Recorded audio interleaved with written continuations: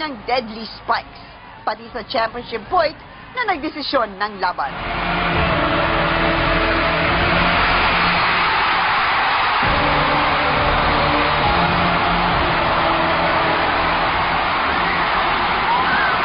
Emosyonal ang lahat sa pag-sweep ng Lady Eagles sa Game 4 ng finals. What a win! They give their school their first ever UAAP volleyball crown, whether it's the men's or the women's.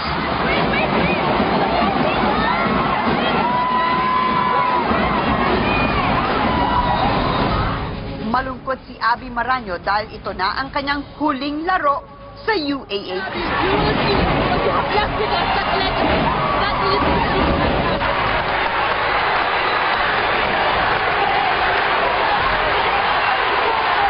Siguro po, it's Ateneo's here today. Yeah. Well, we fought a good fight. I can't say na hindi lumaban yung team ko.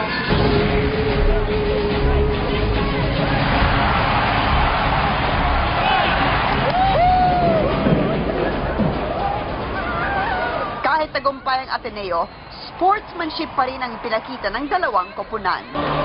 Nagkakapan ang magkakaibigan kahit magkaribal sa loob ng court.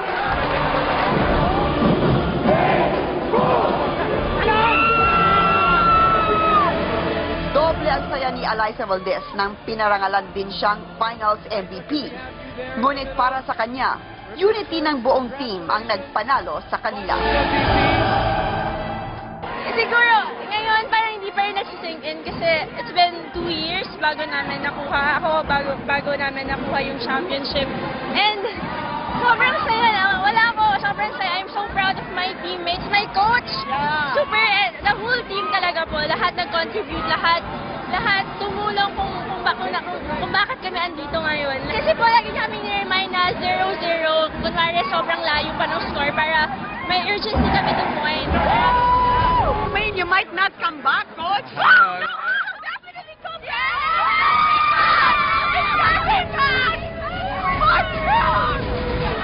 What do you want to tell them?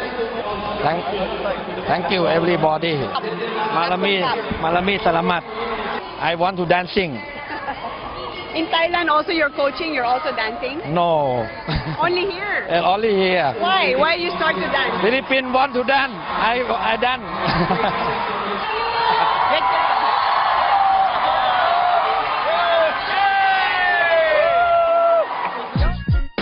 Bukod sa volleyball players ng Ateneo, instant celebrity din ang kanilang Thai coach na si Thai Bundit.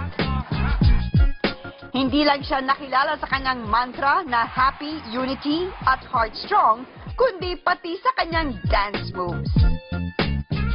Coach Thai, they will come and pick you up in Thailand. Come back here. Yes? Yes or no? Yes!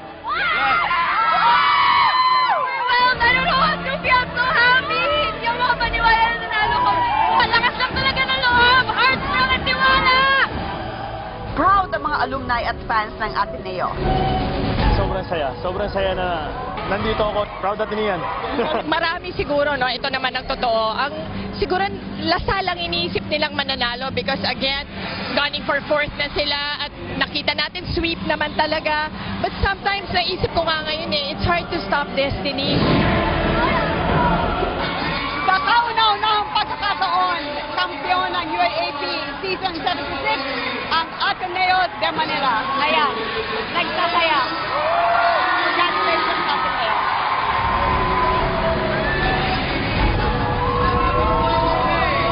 Mula MOA Arena, libo-libo ang nagtipon sa Katipunan para makisaya sa tradisyonal nitong bonfire.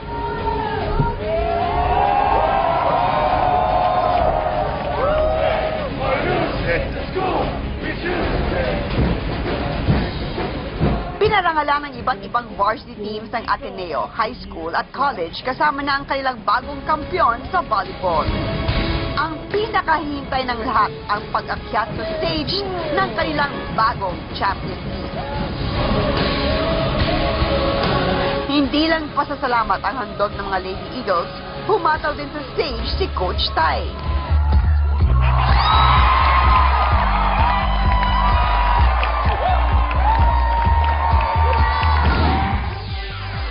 Matagal na panahon ang hinintay ng Lady Eagles para manaig sa volleyball. Ngunit ngayong taon, nasindihan na ang bagong yugto ng kasaysayan. Heart Strong, yan ang sigaw ng ating bagong kampiyon.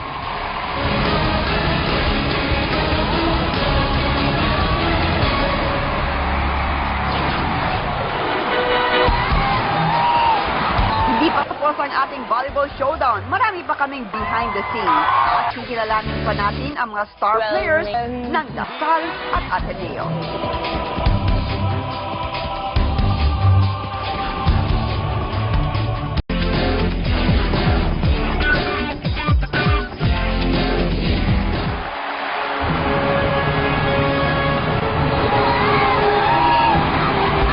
Emosyonal, madamdamin, puno ng drama at tagumpay ang finale ng UAAP Season 76 Women's Volleyball.